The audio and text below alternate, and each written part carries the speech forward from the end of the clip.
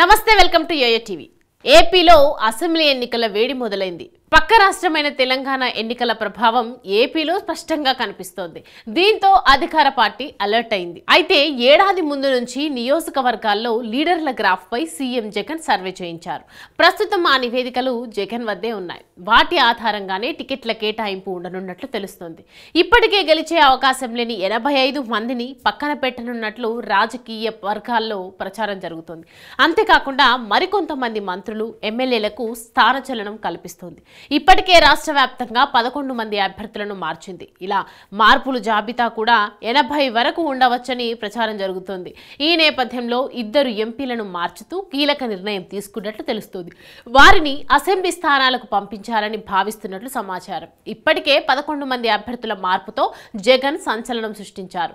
ప్రతిపాడుకు బాలసాని కిరణ్ కుమార్, కొండేపికి ఆదిమూలపు సురేష్, వేమూరుకు వరికూటి అశోక్ బాబు, తాడికొండకు మేకతోటి సుచరిత, సంతనూతనలపాడుకు మెరుగు నాగార్జున, చిలకలూరిపేటకు మల్లెల రాజేష్ నాయుడు, గుంటూరు పశ్చిమ నియోజకవర్గం విడుదల రజని, అద్దంకికి పానం హనిమిరెడ్డి, మంగళగిరికి గంజి చిరంజీవి, రేపల్లెకు ఈపూరు గణేష్, గాజువాకకు వరికుట్టి రామచంద్రరావులను నియమించిన సంగతి తెలిసిందే.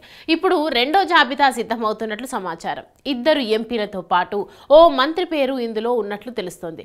రాజ్యసభకు ప్రాతినిధ్యం వహిస్తున్న పిల్లి సుభాష్ చంద్రబోస్, రాజమండ్రి ఎంపీ మార్గాని భరత్ ఈసారి అసెంబ్లీ బరిలో దిగుతారని సమాచారం. సుభాష్ చంద్రబోస్ కు అంబేద్కర్ కోనసీమ జిల్లాలోని రామచంద్రాపురం అసెంబ్లీ సీటు నుంచి పోటీ చేయిస్తారని తెలుస్తోంది. గతంలో ఆయన ఇక్కడి నుంచి ఎమ్మెల్యేగా ఎన్నికయ్యారు. అయితే సిట్టింగ్ ఎమ్మెల్యేగా ఉన్న చిల్లుపోయిన వేణుగోపాలకృష్ణను రాజమండ్రి రూరల్కు మార్పు చేస్తారని తెలుస్తోంది. భరత్ రాజమండ్రి సిటీ నుంచి బరిలో దిగే అవకాశాలు కనిపిస్తున్నాయి. వీరిద్దరికి సమాచారం అందినట్లు కూడా తెలుస్తోంది. ప్రస్తుతం రాజమండ్రి సిటీ, రూరల్ నియోజకవర్గాలు తెలుగుదేశం పార్టీ చేతిలో ఉన్నాయి. రాజమండ్రి సిటీ నుంచి ఆదిరెడ్డి భవానీ, రూరల్ నుంచి బుచ్చయ్య చౌదరి ఎమ్మెల్యేలుగా ప్రాతినిధ్యం వహిస్తున్నారు. ఈసారి సిటీ నుంచి భవానీ భర్త రంగంలోకి దిగే అవకాశం ఉంది.